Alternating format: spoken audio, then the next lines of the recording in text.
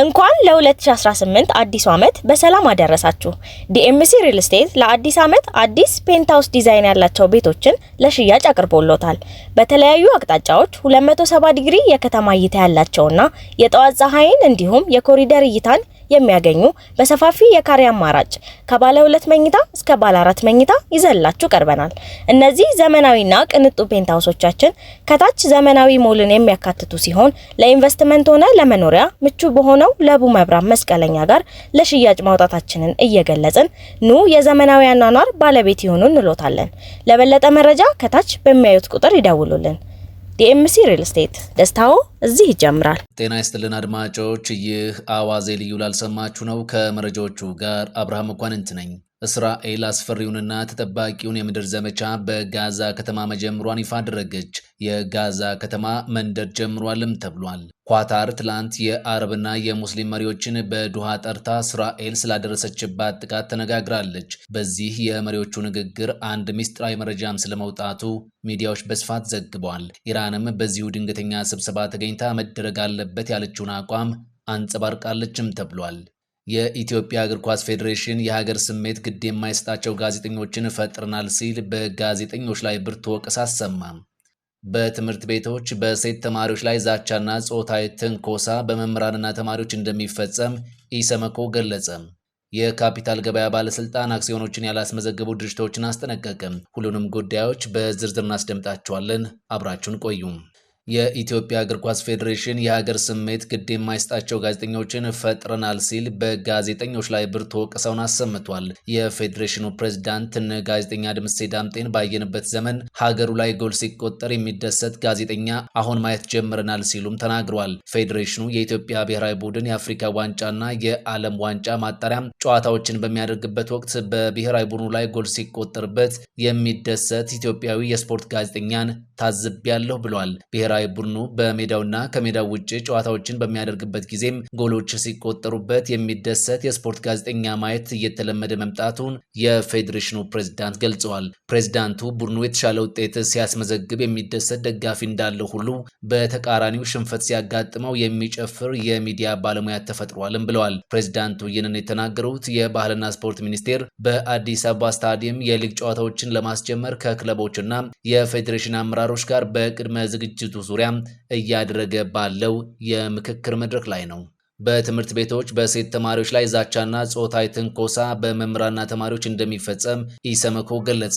የኢትዮጵያ ሰብአዊ መብቶች ኮሚሽን ባደረገው ክትትል በተለያዩ የሀገሪቱ አካባቢዎች በተለይም በአማራና በኦሮሚያ በሚገኙ ትምህርት ቤቶች በሴት ተማሪዎች ላይ ዛቻ፣ ማስፈራራትና ጾታዊ ትንኮሳ እንደሚፈጸም ማረጋገጡን ገልጿል። ድርጊቱ በመምህራንና በተማሪዎች እንደሚፈጸም ነው የገለጸው። በተጨማሪም በጥቂት ትምህርት ቤቶች በህፃናት አካላዊና ስነልቦናዊ ጉዳት የሚያስከትሉ ቅጣቶች መኖራቸውን በክትትሉ ማግኘቱን ይፋ አድርጓል። ኮሚሽኑ ክትትል ባደረገባቸው አብዛኞቹ ትምህርት ቤቶች ተማሪዎች ምቹ ባልሆነና በተጨናነቀ ሁኔታ የሚማሩ መሆናቸውን መረዳቱንም ገልጿል። ህፃናቱ ምቹና ሰብአዊ መብቶቻቸውን ያከበረ ትምህርት እንዲያገኙ ባለድርሻ አካላት ተገቢውን ትኩረት ሊሰጡ እንደሚገባም አሳስቧል።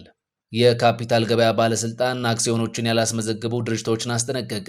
የኢትዮጵያ ካፒታል ገበያ ባለስልጣን ለህዝብ የተሸጡና በመሸጥ ሂደት ላይ ያሉ አክሲዮኖችን በተሰጠው የጊዜ ገደብ ያላስመዘገቡ ተቋማትን ነው ያስጠነቀቀው። በጊዜ ካላስመዘገቡ ህጋዊ እርምጃ እንደሚወሰድም ከሪፖርተር ዘገባ ላይ ተመልክተናል። የኢትዮጵያ ካፒታል ገበያ ባለስልጣን ባስተላለፈው ማሳሰቢያ በካፒታል ገበያ አዋጅ ቁጥሩና ሰነደ መዋዕለ ንዋይን ለህዝብ የማቅረብና የግብይት መመሪያ ቁጥር መሰረት አክሲዮኖችን ጨምሮ ህዝብ የሚቀርቡ ሰነደ መዋዕለ ንዋዮች በሙሉ በኢትዮጵያ የካፒታል ገበያ ባለስልጣን መመዝገብ አለባቸው ብሏል። ሰነደ መዋዕለ ንዋይን ለህዝብ የማቅረብና የግብይት መመሪያው በሚደነግገው መሰረትም አክሲዮኖችን ጨምሮ ማንኛውንም አይነት ሰነደ መዋዕለ ንዋዮችን ለሽያጭ ያወጡ ድርጅቶች መመሪያው ከመውጣቱ በፊት የሸጧቸውን በመሸጥ ሂደት ላይ ያሉትንና ለሽያጭ የሚያቀርቧቸውን አዲስ ሰነደ መዋዕለ ንዋዮችን በባለስልጣኑ የማስመዝገብ ግዴታ አለባቸው ብሏል።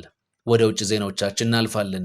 እስራኤል አስፈሪውንና ተጠባቂውን የምድር ዘመቻ በጋዛ ከተማ መጀመሯን ይፋ አደረገች። የጋዛ ከተማ መንደር ጀምሯልም ተብሏል። የእስራኤል ጦር ባለስልጣናት የእስራኤል መከላከያ ዋነኛውን የምድር ላይ ዘመቻ በጋዛ ከተማ መጀመሩን ይፋ አድርጓል። እስራኤል ቀደም ብላ በከተማዋ ያሉ ነዋሪዎች ከተማውን ለቀው እንዲወጡ ስትጠይቅ ቆይታ ነበር። የእስራኤል መከላከያ ኃይል አሁን ወታደሮች የሐማስን መሰረተ ልማት በጋዛ ከተማ ወደ ማውደም ገብተዋል ብለዋል። መከላከያ ሚኒስትሩ እስራኤል ካትዝ በኤክስ ገጻቸው ላይ ጋዛ መንደድ ጀምራለችም ብለዋል። ጦሩ ውጊያውን እያደረገ ያለው ታጋች እስራኤላውያንን የሚለቀቁበትን ሁኔታ ለመፍጠርና ሐማስን እስከ መጨረሻው ለማሸነፍ በሚል ነው። ነገር ግን አንዳንዶች የአሁኑ የጋዛ ሙሉ ወታደራዊ ዘመቻ በህይወት እንዳሉ የሚታመኑ ታጋቾችን ህይወት አደጋ ውስጥ የሚጨምር ነው በሚል ይህንን የእስራኤልን እቅድ ያወግዙታል። በእስራኤል በኩል ግን የሐማስን ጠንካራ ይዞታ በማጥፋት ታጋቾችን ማስለቀቅ በሚል ዘመቻው ተጀምሯል። ጠቅላይ ሚኒስትር ቤንያሚን ኔታንያሁና የአሜሪካው የውጭ ጉዳይ ሚኒስትር ማርክ ሩቢዮ በተነጋገሩበት ወቅት ሩቢዮ የጋዛውን ጦርነት ለማጠናቀቅ ብቸኛው መንገድ ሁሉንም ታጋቾች መልቀቅ እንዲሁም ሐማስ እጁን መስጠት ሲችል ነው ብለዋል። ኳታር ትላንት የአረብና የሙስሊም መሪዎችን በዶሃ ጠርታ ስትመክር እንደነበር ተሰምቷል። እነዚሁ የሀገራት መሪዎች በድንገተኛ ስብሰባው እስራኤል በኳታር የሐማስ አመራሮችን ለመግደል የፈጸመችውን ጥቃት አውግዘዋል። ከዚህ ባለፈ የሙስሊምና የአረብ አገራት ከኳታር ጎን እንደሚሰለፉ አሳውቀዋል ሲል አልጀዚራ ዘግቧል። የባለፈው ሳምንት የእስራኤል ጥቃት በአሜሪካ በሚደገፈው የተኩስ አቁም ስምምነት ምክረ ሐሳብ ለመምከር የሐማስ መሪዎች በተሰበሰቡበት ላይ ያነጣጠረ ነበረ። በዚያ ጥቃትም 6 ሰዎች መገደሉን ሐማስ ገልጿል። ክስተቱም የአረብ የሙስሊም አገራትን እንዲሁም ሌሎችን ጨምሮ በእስራኤል ላይ ውግዘትን እንዲያሰሙ አድርጓል። በትላንቱ ድንገተኛው ስብሰባ ላይ መክፈቻ ንግግር ያደረጉት የኳታሩ ጠቅላይ ሚኒስትር አልታኒ እስራኤል የጋዛውን ጦርነት ለመቋጨት ፍላጎት የላትም፣ በሐማስ ተደራዳሪዎችና ቤተሰቦቻቸው ላይ ነው ጥቃት የፈጸመችው ብለዋል። እስራኤል ታጋቾቹን ነፃ እንዲወጡ የምትፈልግ ከሆነ ለምን ተደራዳሪዎቹን በሙሉ ለመግደል ፈለገችም ብለዋል። በዚህ ሁኔታ እኛ እንዴት ማደራደር እንችላለን ሲሉም ጠቅላይ ሚኒስትሩ ስጋታቸውን ገልጸዋል። አክለውም ጠቅላይ ሚኒስትር ቤንያሚን ኔታንያሁ የአረብ ክልል በእስራኤል ተጽዕኖ ስር እንዲሆን ይፈልጋሉ፣ ይህ ደግሞ የማይሆን ነው ብለዋል። የቱርኩ ፕሬዝዳንት ረሲፕ ጣይብ ኤርዶሃን የሽብርተኝነት አስተሳሰብ ካላቸው ሰዎች ጋር ነው እየተነጋገርን ያለነው ሲሉ የእስራኤልን መሪዎች በግልጽ ተናግረዋል። ቤንያሚን ኔታንያሁ ቀጠናውን ወደ ለየለት አለመረጋጋት ማስገባት ነው ፍላጎታቸው በማለት በስብሰባው ወቅትም ተናግረዋል። የዚሁ የስብሰባው አካል የነበረችው ግብጽም አስቸጋሪ ያለችውን የእስራኤልን ጸባይ በመግለጽ ማስጠንቀቋም ተዘግቧል። ፕሬዝዳንት አልሲሲ እስራኤል ደህንነቷንና ሉዓላዊነቷን በኃይል ብቻ ማስጠበቅ እንደማትችል ልትገነዘበው ይገባል፣ የሌሎችን ሀገራትንም ሉዓላዊነት በማክበር ነው ይህንን ማስከበር የምትችለው ብለዋል። የኢራኑ ፕሬዝዳንት መሱድ ፔዜሽኪያን በበኩላቸው ለእስራኤል ጥቃት ምላሽ ለመስጠት መሪዎች አንድነታቸውን ማጠናከር ይገባቸዋል ብለዋል። ለእንዲህ አይነቶች ስጋት በጋራ መቆም እንዳለብን መገንዘብ አለብንም ብለዋል። የሀገራቱ መሪዎች በዋናነት በድንገት የተሰበሰቡበት ይህ ያልታሰበ የኳታሩን ጥቃት ለማውገዝ እንደሆነ በይፋ ቢነገርም በድብቅ ግን ከዚህ ከፍ ባለ ጉዳይ ስለመነጋገራቸው ነው የተሰማው። መሪዎቹ በኔቶ አቋም የተመሰለም የአረብ ኔቶ የሚል ጥምረት ለመፍጠር ስለመነጋገራቸው የሚገልጹ ዘገባዎችም በስፋት ወጥተዋል። ሩሲያ ከኔቶ ጋር በጦርነት ውስጥ ነች ወይ የሚል ጥያቄ አሁን በመላው አውሮፓ በስፋት እየተደመጠ ነው። ሞስኮ በአንድ ሳምንት ጊዜ ውስጥ 2 የኔቶ አባል ሀገራትን የአየር ክልል በሰው አልባ አውሮፕላኖቿ በኩል በመጣሷ ነው ይህ ስጋት ጎልቶ እየተሰማ ያለው። ሩሲያ በመጀመሪያ የፖላንድን የአየር ክልል የጣሰች ሲሆን አሁን ደግሞ የሮማኒያን ሰማይ ጥሳለች። ሁለቱም ሀገራት ደግሞ ከዩክሬን ጋር ድንበር የሚጋሩ ናቸው። በዚህ የተነሳ የፖላንድም ይሁን የሮማኒያ የአየር ክልል በኔቶ ህብረት በጥብቅ የሚጠበቅ ነው። የኔቶ አባል አገራት በአንቀጽ 5 መሰረት በአንደኛው አባል አገር ላይ የሚቃጣ ጥቃት በሙሉ በሁሉም አባል አገራት ላይ እንደተቃጣ ተደርጎ ነው የሚቆጠረው። እናም የሩሲያ የሁለቱን ሀገራት የአየር ክልል መጣስ የኔቶ አገራትን አየር ክልል በሙሉ መጣስ ማለት ነው። የኔቶን አንድ አባል አገር ማጥቃት ማለት ከሁሉም አባል አገራት ጋር ጦርነት ውስጥ እንደመግባት ነው የሚቆጠረው። ፕሬዝዳንት ፑቲን ሆን ብለው የኔቶን ቀይ መስመር በመጣስ እየሞከሩ የሆነው የሚል ጥያቄም አሁን በስፋት እየተነሳ ነው። እንኳን ለ2018 አዲሱ ዓመት በሰላም አደረሳችሁ። ዲኤምሲ ሪል ስቴት ለአዲስ ዓመት አዲስ ፔንታውስ ዲዛይን ያላቸው ቤቶችን ለሽያጭ አቅርቦሎታል።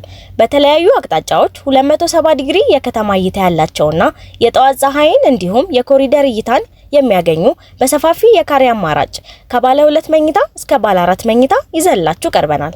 እነዚህ ዘመናዊና ቅንጡ ፔንታውሶቻችን ከታች ዘመናዊ ሞልን የሚያካትቱ ሲሆን ለኢንቨስትመንት ሆነ ለመኖሪያ ምቹ በሆነው ለቡ መብራት መስቀለኛ ጋር ለሽያጭ ማውጣታችንን እየገለጽን ኑ የዘመናዊ አኗኗር ባለቤት ይሁኑ እንሎታለን።